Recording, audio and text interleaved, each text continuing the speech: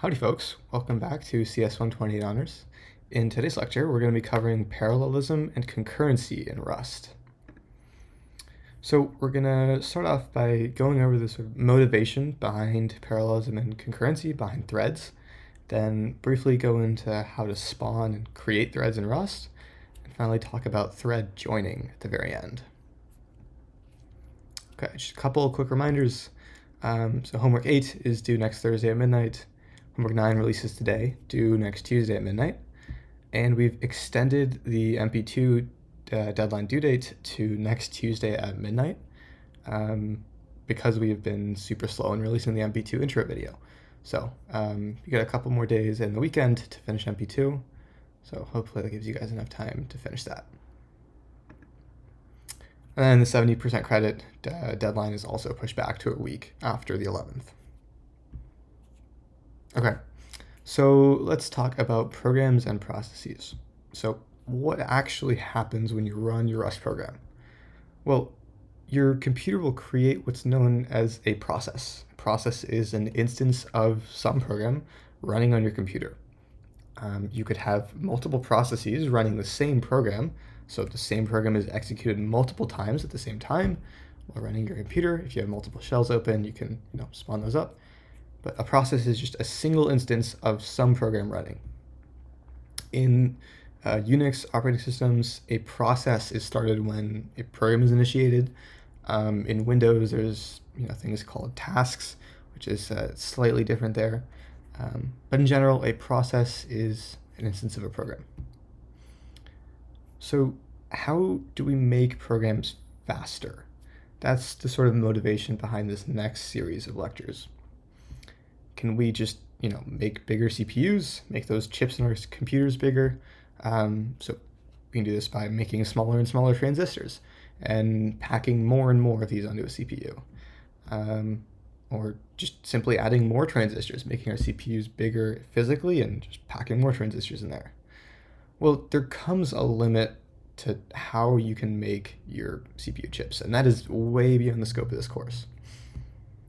So there's this sort of theory, Moore's law, that the number of transistors on microchips doubles every 2 years. So starting back in 1970 and going on all the way up until 2020, you're doubling the amount of transistors on your chips every 2 years. And in theory, this means that you're doubling your computing power every 2 years by adding more transistors and sort of making chips better. And so this tended to work for a while, but processor speed has sort of tapered off. You can sort of see here towards the end, we're getting a bunch of new chips, but they're sort of stacked roughly the same. Well, that's where multi-core machines enter. Multi-core machines are, in essence, computers with multiple processors on board. So for the purpose of this lecture, I'll be sort of interchanging processor, core, CPU. There are some more fine-grained details that I'm skipping over, but just for the purposes of this Intro to Threads lecture, you can assume that they serve the same purpose. So multi-core processors are basically circuits that have 2 or more processor cores on the same computer. You'll hear that you have a certain number of cores in your machine. You have, a 2-core machine, a dual-core machine, quad-core machine. It just means you have multiple processors on the same computer. So these processors enable sort of more powerful types of computing, so parallel processing and multi-threading, because they're able to run multiple programs at the same time. So you're running a program separately on each processor. If you have 4 processors, you can run up to 4 things at once. And in reality, your computers are running many, many, many more things at the same time. If you open up a task manager, if you open up your activity manager in whatever computer you're in, you'll see that you have a bunch of running programs. So in essence, your computer switches between which program it's currently running, but it's capped at the number of processors it has. So while it looks like it's running, a million different programs, it's only able to actually do how many ever processors you have at once. 4 processors, you can only have 1 program running at, or 4 programs running at once, each on a single processor. So how does multi-core machines help speed up a single process? Because if we have one process per computer or per CPU, how does that help speed up a single process if it's still on just one CPU? Well, that's where threads come in. So threads are short for threads of execution. They represent, in essence, a sequence of instructions that a CPU has and will execute. So when you run your main methods in your Rust programs, you have fn main, you hit cargo run. Main is your sort of main thread of execution. It's your sequence of instructions and some function calls that your CPU has, and it's going to execute that code. Well, threads are useful when you want to leverage the power of multi-core systems to do just one task. So each thread has a main method. So if you run a program, you have a main thread that runs your main method in Rust. But where threads come in is you can run one thread per core. So if you have a single program and that program has multiple threads, it has multiple main methods, you can run the same program on multiple cores because a thread for each a single thread for that program is running on different cores. So this allows you to run more code in the same amount of time as one core. So you could have 4 processors and you could have 4 threads in your program. And so you're running more code on 4 processors at the same time. And so this in essence speeds up your program. So threads allow for both parallel and concurrent code execution. And we'll talk about what this means in just a little bit. So parallelism and concurrency, what are they? So concurrency means that multiple computations are happening at the same time. Multiple tasks run and finish in overlapping time periods in no specific order. So when your computer runs programs, if you open up your task manager again, you'll see that it's running a bunch of these tasks completely separate in no specific order. Tasks may finish, they may start up again. You have concurrent tasks running on your computer with no guarantees in how they're ordered. Parallelism means you have multiple tasks or subtasks of the same bigger task that are run at the same time. So you can have any combo of the two. You can have sequential execution, so neither concurrent nor parallel.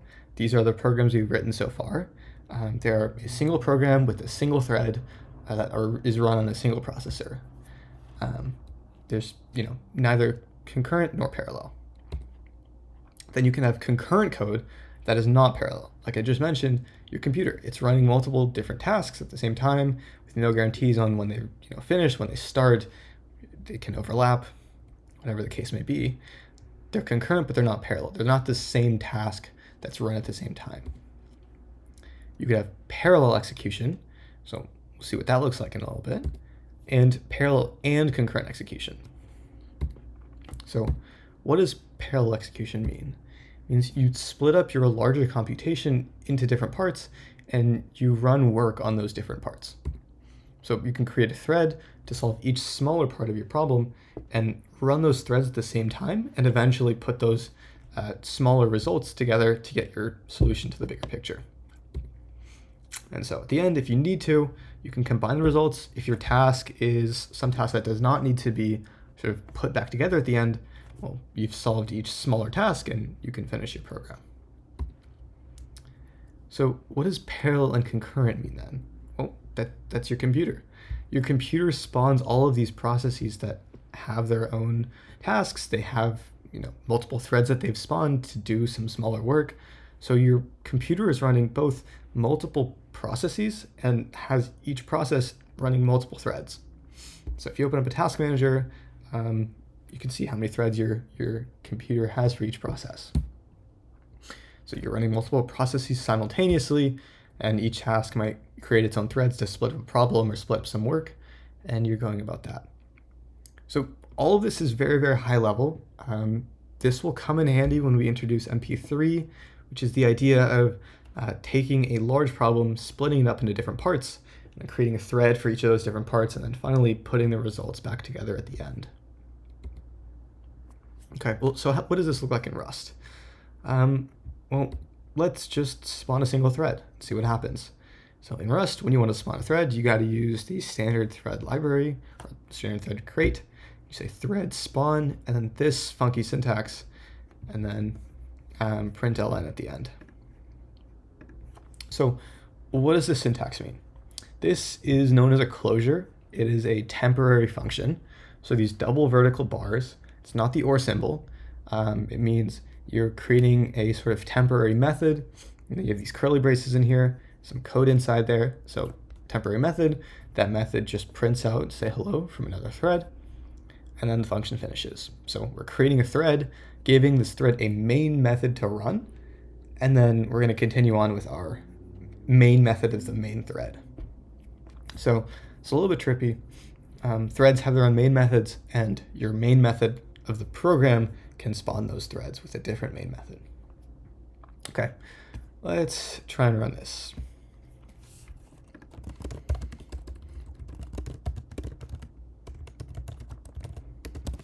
So, like I said, if we have a thread, it has a main method, we print hello from another thread, and finally print hello from the main thread.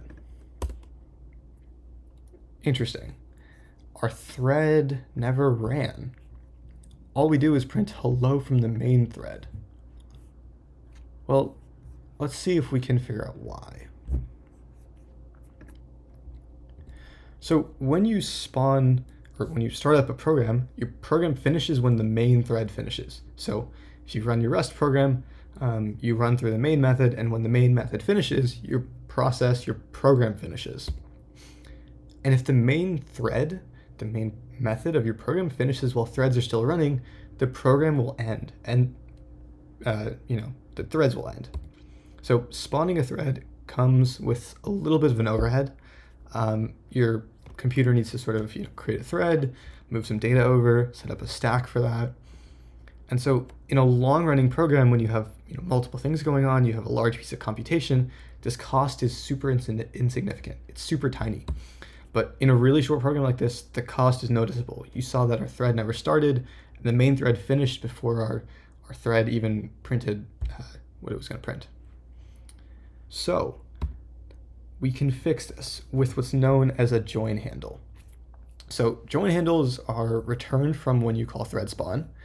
We have this handle here, and when you call handle.join, this call will block your main method, this main method here. It will stop running any code until this thread finishes. It will wait, and once this thread finishes, this main method will continue again. So something to note is when you call .join, join returns a result, and so if your thread finishes successfully, you'll get an OK, you don't need to do anything. Maybe you have some cleanup work to do, you can do that there.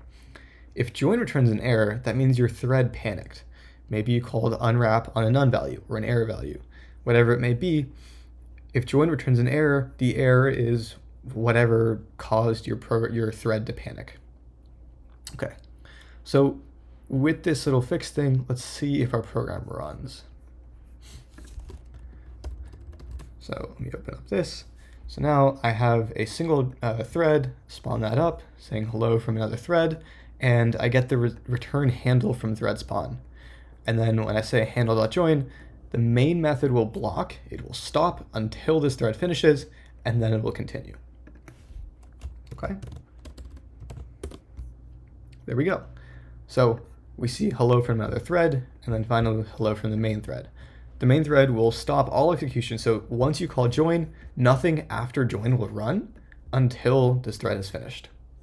So if you have multiple threads, if you are waiting on all of those threads with join, nothing will happen until all of those joins are completed.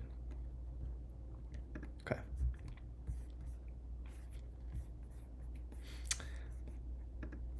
Forgot to switch to VS Code. Okay, let's run this again. So when you have your join, nothing happens until this thread is finished, and then finally the rest of the code will continue. Okay.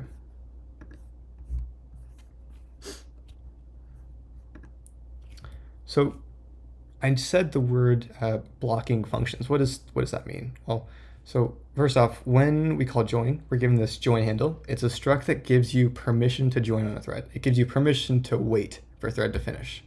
So you're going to block the program. You're going to block the main function until the thread or the join handle that is associated with that thread terminates. So thread spawn will spawn a single thread and will return a join handle for it. and calling join on that join handle will block the current thread until the thread that is sort of associated with the handle, the thread that gives you the handle from thread spawn, until that thread finishes.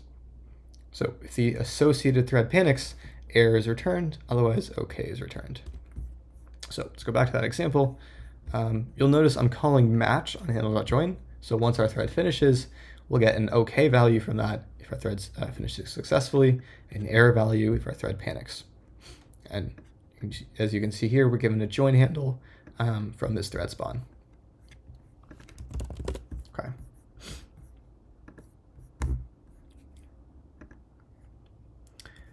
So how do we spawn multiple threads? Well, seems pretty trivial. We just create a for loop, maybe create a vector for our handles, and then get a handle for each thread we spawn, and then push each handle to our vector, and at the end, iterate through our vector of handles and call join on them. So in essence, we're just wrapping our code in a for loop, putting thread spawn inside there, keeping track of all the handles so we can wait for all the threads to finish, and then join them. Well, let's see what happens with that. So we have that code here, spawning multiple threads, pushing our handles to a vector, and finally calling join.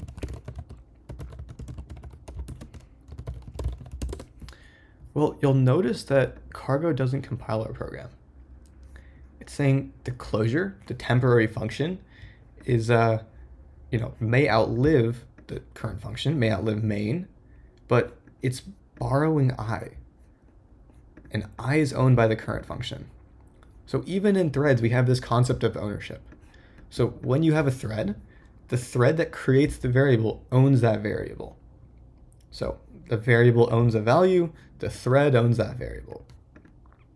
And when you're trying to move a variable, say I is defined in the context of the main thread. When you're trying to move I into this thread spawn, you're trying to give a reference to it. But you're moving a reference into a thread, and Rust doesn't like that due to ownership rules. So as you can see, the Rust compiler is sort of giving us this suggestion to try and fix that. It's saying, put this move here. So what move says is it says, try and move ownership if we can, or copy data that can be copied. So if you remember back from the ownership lectures, we know integers and other primitive types can be copied. You can't move ownership out of a primitive type. And so what we're doing here is when we say move, Rust will move this value. It'll copy I into this thread, into this new main method. So if we put move here, our program will compile now. Okay. So let's see what happens when we run this.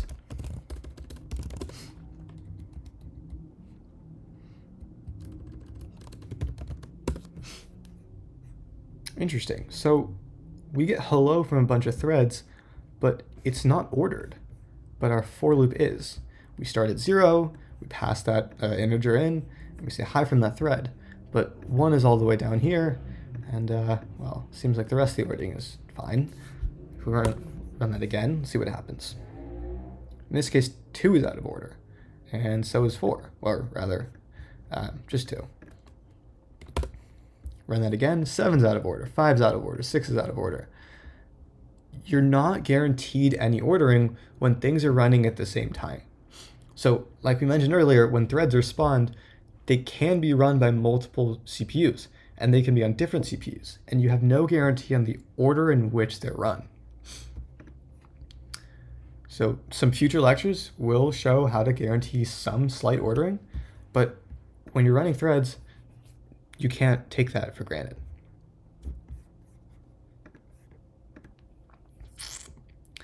So, like I mentioned, you can use the move keyword to move data from the original thread to the new thread. And so threads own the data they create or acquire.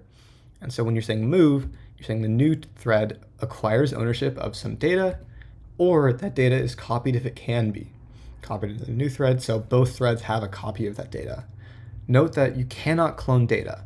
So if you want to sort of move data that can be cloned from some thread to another thread, clone that data beforehand, and then move the cloned copy into the thread. You cannot call clone inside a thread because that will not compile. cloning some data from the original thread, you cannot clone it inside the new thread, because you're sort of moving that old value into the new thread and then calling clone. So semantics somewhat matter. Be careful with that. And you'll see this in MP3, so be careful. Okay. And like we mentioned, you can sort of move primitive types and have them be copied over. Okay, and we fix that by just adding the move keyword here. So we create our vector of handles for I in 0 to 9, or rather 0 to 10 exclusive. We create a new thread, so create 10 threads, create 10 handles, and at the very end, join on each of those handles. So we're blocking the main method until every single thread finishes. And like we saw, we have no guarantee on the ordering of our threads. 0 could be first, 0 could be last. We have 6 here as the second value, 1, 5. You don't have a guarantee on the order that the threads are run, because your CPU or multiple CPUs can pick up a thread and choose to run it. So ordering is not guaranteed, but there are ways to sort of give Rust a specific ordering to run. So in the processor's view, it can execute your code in many different ways. So your first thread could run at the very beginning, then your next thread, then your next thread, or all three could run at once. Or you could have some random ordering if you have a long-running thread.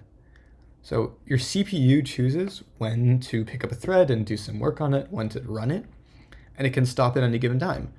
And so it will handle all the details of saving that and running it for you, so you don't need to worry too much. But order is not guaranteed. That's the biggest takeaway. So going back to parallelism and concurrency, in our case, we sort of had concurrent threads. They weren't really splitting up a problem, they were just printing out. So they were concurrent threads, they weren't sort of working together to solve a larger problem. In this case, well, these could be anything. So these are parallel. They could be parallel if they're working on the same task, but they are running concurrently. These are sequential. They are neither concurrent nor parallel because they're not sort of overlapping. These, I guess, there's no real overlap or parallel. Depending on whether these three threads are working on the same task, they could be parallel, but they definitely are concurrent. All right, that's all for today. Thanks for hanging in there, folks. This was somewhat of a more theoretical lecture. Hopefully the code gives you a good start on homework 9 and get started on MP2. Take care.